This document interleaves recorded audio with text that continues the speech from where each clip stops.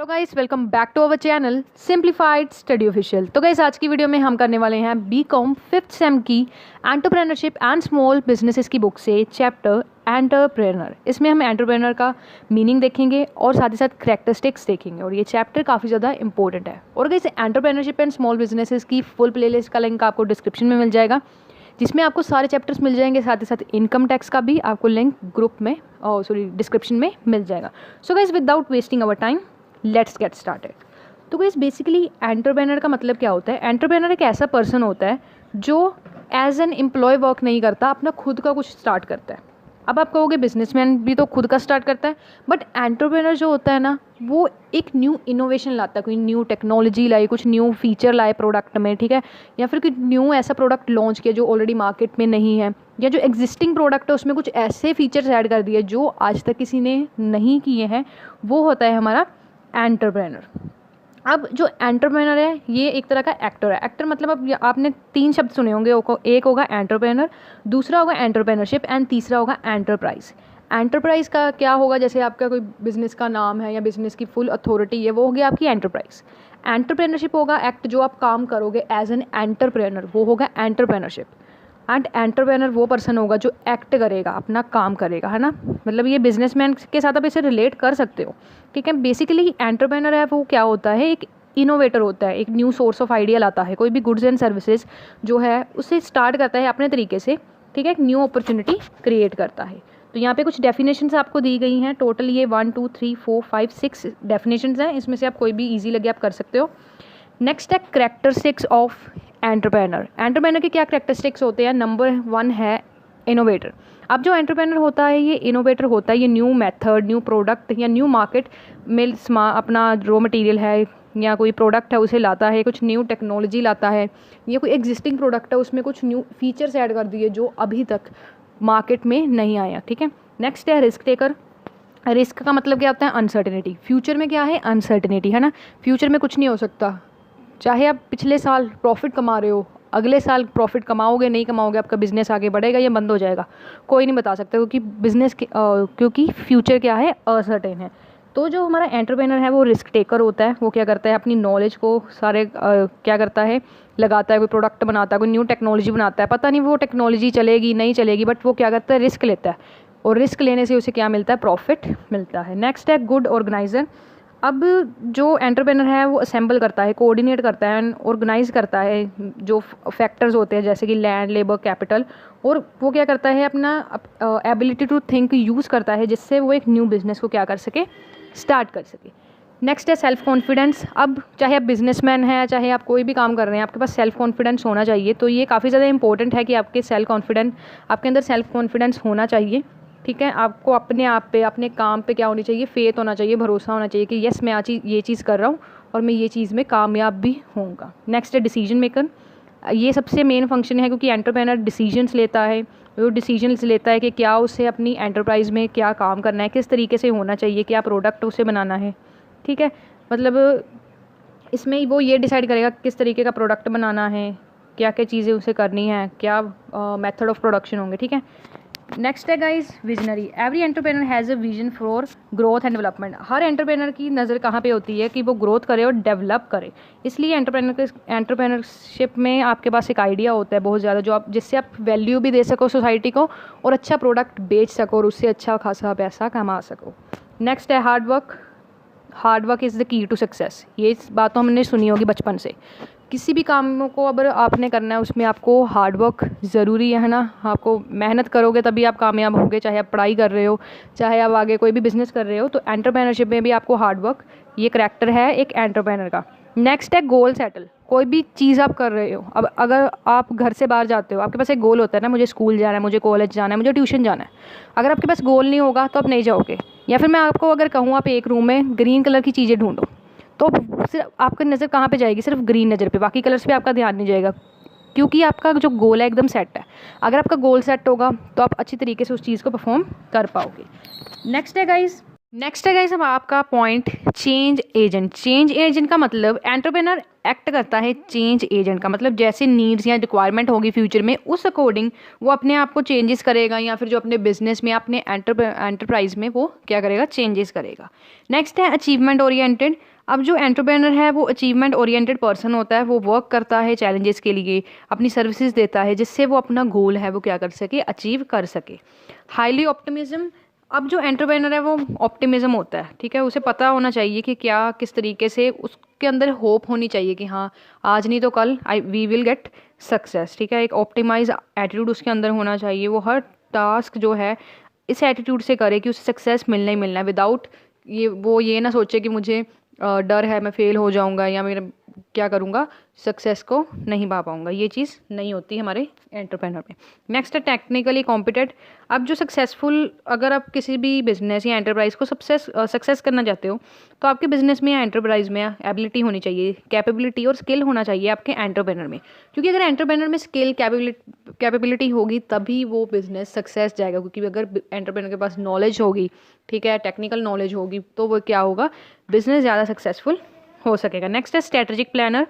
अब जो एंटरप्रेन्योर है वो नॉलेजेबल पर्सन होता है, उसको बिजनेस प्लान किस तरीके से बनाने हैं, किस तरीके से लिखने हैं, वो सब कुछ करता है। नेक्स्ट है बोल्ड एंड ब्रेव। एंटरप्रेन्योर क्या होता है, बोल्ड है तो होता है एंड क्या होता है, ब्रेव होता है। वो फेथ करता है अपने पे कि मैं प्रॉब्लम सॉल्व कर सकता हूँ, अंडर प्रेशर भी काम कर सकता हूँ, अच्छे अचीवमेंट्स ले सकता हूँ। नेक्स्ट है गुड कम्युनिकेटर। अब जो एंटरप्रेन्योर है वो क्या होना चाहिए, गुड कम्युनिकेटर होना चाहिए, मतलब वो इफेक्टिवली राइट कर सके, ओरल कम्युनिकेशन कर सके, अपने जो काम कर रहे हैं उनको प्लान्स के बारे में बता सके, अच्छी तरीके से मोटिवेट कर सके। नेक्स्ट है मेंटली साउंड। जो एंटरप्रेन्योर है वो क्या होना चाहिए, एनर्जेटिक होना चाहिए, सिंगल माइंडेड होना चाहिए, उसके पास मिशन एंड क्लियर विजन होना चाहिए कि हाँ मुझे यही चीज़ इसी चीज़ पे काम करना और इसी चीज़ में सक्सेस लेनी है। नेक्स्ट है लीडरशिप। लीडरशिप की क्वालिटी तो गाइस मस्ट है, ये होगी हमारे एंटरप्रेन्योर में।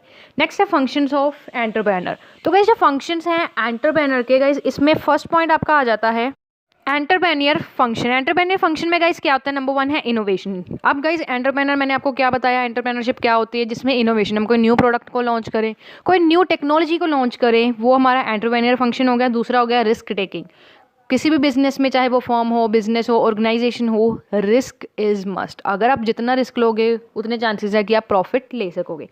नेक्स्ट है ऑर्गेनाइजेशन बिल्डिंग। ऑर्गेनाइजेशन बिल्डिंग क्या है कि ऑर्गेनाइजेशन एंड मैनेजमेंट को क्या करना, अच्छे तरीके से मैनेज करना। मतलब हम क्या करेंगे, जो ऑर्गेनाइजेशन में मैनेजमेंट के उसके अच्छी तरीके से मैनेज करेंगे, सारे फैक्टर्स को अच्छी तरीके से टुगेदर लाएंगे ताकि हम अच्छी तरीके से अलोकेशन कर सके रिसोर्सेज की। नेक्स्ट है गाइज आपका function promotional function. Promotional function में क्या होगा, डिस्कवरी ऑफ एन आइडिया। सबसे पहले गाइज बिजनेस को स्टार्ट करने से पहले एंटरप्रेन्योर एक आइडिया लाएगा, कोई नई टेक्नोलॉजी का, कोई न्यू प्रोडक्ट का, या कोई एग्जिस्टिंग प्रोडक्ट में ऐसे फीचर का जो मार्केट में पहले ना आया हो, जिससे डिमांड भी बढ़ेगी और जो एंटरप्रेन्योर का जो बिजनेस है वो काफ़ी ज़्यादा सक्सेस पे जाएगा। नेक्स्ट है डिटेल्ड इन्वेस्टिगेशन। अब जो आइडिया उसको आया है, किसके रिलेटेड आया है, कैसा प्रोडक्ट है, क्या ऐसा प्रोडक्ट मार्केट में अवेलेबल है, ये सारी इन्फॉर्मेशन तो एंटरप्रेन्योर वो इकट्ठी करेगा। मतलब कि जो बिजनेस से रिलेटेड जो वो प्रोडक्ट बनाना चाहता है, उससे जो उसने आइडिया लिया है उसकी जो सब कुछ जो डिटेल्स के बारे में वो क्या करेगा, इन्वेस्टिगेट करेगा। नेक्स्ट है सैम्पलिंग द रिक्वायरमेंट। फिर उसको क्या रिक्वायरमेंट है, ठीक है, क्या क्या उसको रॉ मटेरियल चाहिए, कैसे उसको पर्सन चाहिए, कैसी स्टाफ चाहिए, क्या क्या उन पर कैपेबिलिटी होनी चाहिए, ठीक है, ये सब चीज़ें वो डिसाइड करेगा। नेक्स्ट है फाइनेंसिंग द प्रोपोजिशन। उसके बाद फाइनेंस करेगा, कैपिटल इंट्रोड्यूस करेगा, क्योंकि कैपिटल इंट्रोड्यूस करेगा तभी तो प्रॉफिट होगा, है ना। बिजनेस में कैपिटल लगाएगा, मशीनरी खरीदेगा, रॉ मटेरियल खरीदेगा, आगे स्टाफ रखेगा, उनको पैसा देगा, ठीक है, ये फाइनेंस का सब कुछ करके तभी बिजनेस स्टार्ट होगा। नेक्स्ट है guys managerial function. Managerial function में यह पहला प्लानिंग, कि वो प्लान करेगा किस तरीके से हमें क्या हमारे गोल अचीव करना है, ठीक है, क्या हमारा प्रोडक्ट होगा, क्या फीचर्स होंगे, किस तरीके से हम उसे बनाएंगे, क्या कॉस्ट होगी, ये सारा कुछ प्लानिंग में आएगा। नेक्स्ट है ऑर्गेनाइजेशन। ऑर्गेनाइजेशन में क्या होगा कि किस तरीके से जो काम है वो होगा, ठीक है, ग्रुप्स ऑफ वर्क्स कैसे बनाए जाएंगे, कैसे लोग सभी इंडिविजुअल को जो ड्यूटीज़ हैं वो असाइन की जाएंगी। नेक्स्ट है स्टाफिंग। स्टाफिंग में गाइस क्या होगा कि असेंबल करेंगे मैन पावर को, ठीक है, कितनी क्वांटिटी में हमें पर्सन चाहिए, कितनी उनको सैलरी वगैरह, है ना, सब कुछ ये हम देखेंगे। उसके बाद गाइस मतलब मैन पावर में आपका requirement and selection and training आ जाता है। नेक्स्ट है गाइस आपका डायरेक्टिंग। डायरेक्टिंग में क्या होगा, आप अपने सबऑर्डिनेट्स को बताओगे कि क्या क्या ड्यूटीज़ उन्हें परफॉर्म करनी है, ठीक है, मतलब सबको बता दोगे, डायरेक्ट कर दोगे कि आपको ये काम करना है, आपको ये काम करना है, जिससे ऑर्गेनाइजेशन में जो काम है एकदम स्मूथली एंड एफिशिएंटली होता रहे। नेक्स्ट है लीडरशिप। अब क्या करेगा एंटरशिप, अगर कोई इशू आ रहा है उसे गाइड करेगा, इंस्ट्रक्ट करेगा अपने सबऑर्डिनेट्स को कि किस तरीके से उन्हें अपना काम करना चाहिए। नेक्स्ट है कम्युनिकेशन। एंटरप्रेन्योर सभी के साथ कम्युनिकेट करेगा, बिजनेस प्लान्स, आने वाले हमारे प्लान्स क्या होंगे, क्या फीचर्स ऐड करेंगे, ठीक है, क्या चेंजेस हम अपने प्रोडक्ट में ऐड कर रहे हैं।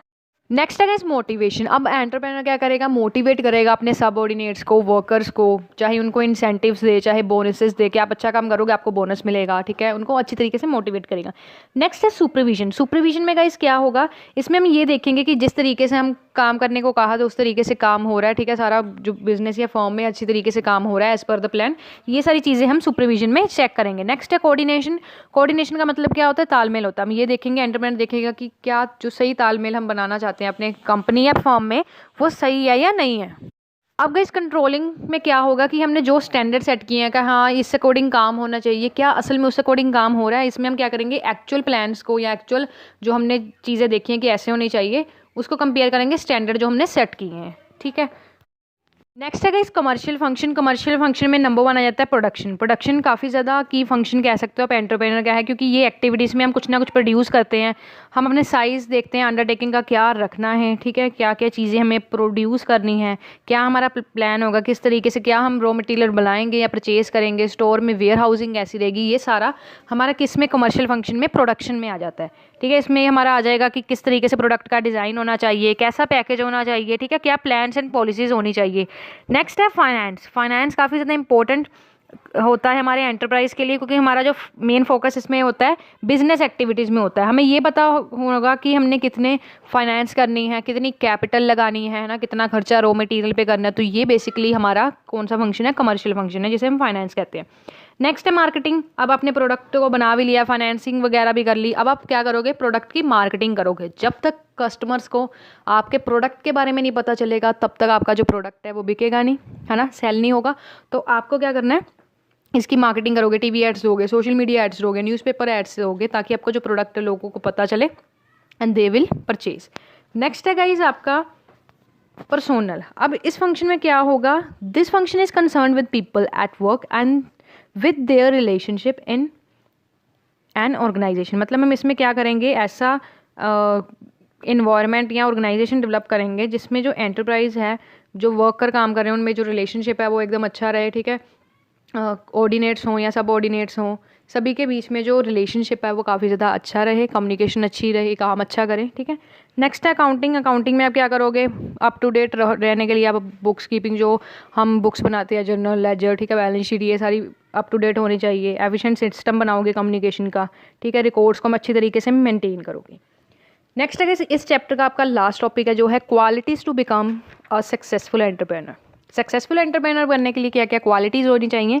नंबर 1 है नॉलेज ऑफ ऑर्गेनाइजेशन। जिस ऑर्गेनाइजेशन में आप काम कर रहे हो या जिस ऑर्गेनाइजेशन में आप वर्क कर रहे हो उसके बारे में आपको, उसके ऑब्जेक्टिव्स, पॉलिसीज़ के बारे में, प्लान्स के बारे में पता होना चाहिए। क्योंकि अगर आपको प्लान्स एंड पॉलिसीज़ के बारे में पता होगा तो अगर आपको उस एंटरप्राइज के स्ट्रॉन्ग एंड वीक पॉइंट्स पता होंगे तो आप उस पर अच्छी तरीके से वर्क पर कर पाओगे, है ना। वीक पॉइंट्स पे आप अच्छी तरीके से काम करोगे ताकि वो वीक पॉइंट्स पे आपके स्ट्रॉन्ग पॉइंट्स बन जाएं।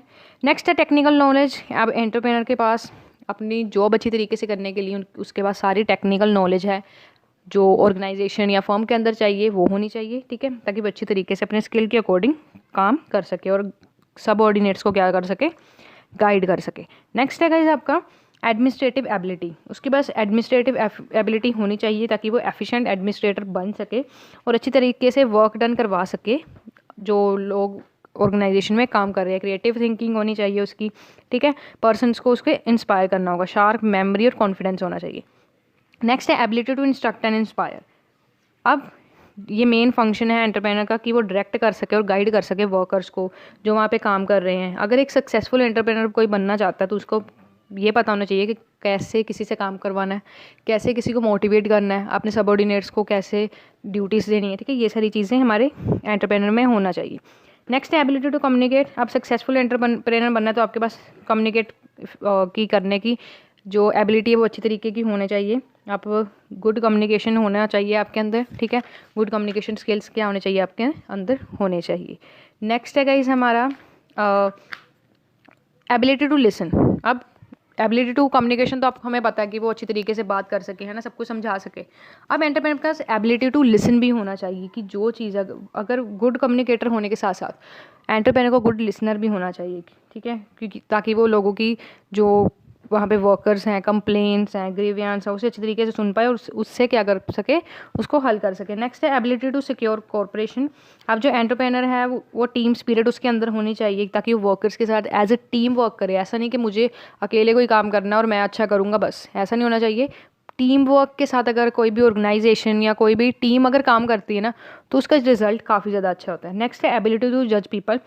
एंटरप्रेन्योर में एबिलिटी होनी चाहिए ताकि वो अपने सबऑर्डिनेट्स को जज कर सके कि क्या इसकी कैपेबिलिटी है, क्या इसके स्ट्रॉन्ग एंड वीक पॉइंट्स हैं, एंड उस अकॉर्डिंग उसे वो जॉब देगा या उस अकॉर्डिंग उसे वर्क देगा जिससे उसकी भी मैक्सिमम यूटिलाइजेशन हम कर सकेंगे। नेक्स्ट है लीडरशिप क्वालिटी। लीडरशिप क्वालिटी होनी चाहिए एंटरप्रेन्योर में, किस तरीके से वो लोगों को लीड करे, ठीक है, सबऑर्डिनेट्स को लीड करे, एज ए लीडर वर्क करे, ठीक है। नेक्स्ट है सोशल सेंसिबल। वो सोशल सेंसिबल पूरा होना चाहिए, होनेस्ट मैन होना चाहिए, ठीक है, उसके अंदर पेशेंस एकदम होना चाहिए, वेरियस वर्कर या कोई भी सिचुएशन को वो अच्छी तरीके से हैंडल करने वाला होना चाहिए। फिजिकल क्वालिटी में क्या आएगा, फिजिकली वो एनर्जेटिक होना चाहिए, मेंटली अलर्ट होना चाहिए और सारी रिस्पॉन्सिबिलिटीज़ क्या हो, एकदम रिस्पॉन्सिबल होना चाहिए। नेक्स्ट है अदर क्वालिटीज़। अब जो एंटरप्रेन्योर है उसके अंदर अदर क्वालिटीज़ भी होने चाहिए ताकि वो जो अगर डिस्प्यूट कोई भी मैनेजमेंट एंड वर्कर्स में हो रहा है उसे हल कर सके, ह्यूमन रिलेशंस है उसे क्या कर सके, डेवलप कर सके, रिस्पेक्टफुल रहे, इंटेलिजेंट ऐसा हो कि सही टाइम पे वो सही डिसीजन ले सके। तो गाइस ये था आपका chapter entrepreneur meaning and characteristics. तो आज की वीडियो में इतना ही। आज हमने ये चैप्टर कंप्लीट किया और guys entrepreneurship and small businesses की फुल प्लेलिस्ट का लिंक आपको डिस्क्रिप्शन में मिल जाएगा। साथ ही साथ इनकम टैक्स लॉ की फुल प्लेलिस्ट का लिंक भी आपको डिस्क्रिप्शन में मिल जाएगा। सो गाइस आज की वीडियो में इतना ही। Meet you soon in the next video with the next topic. Thanks for watching this video guys, and don't forget to like, subscribe and share my channel for more videos like this, and also check the link of playlist in the description box now.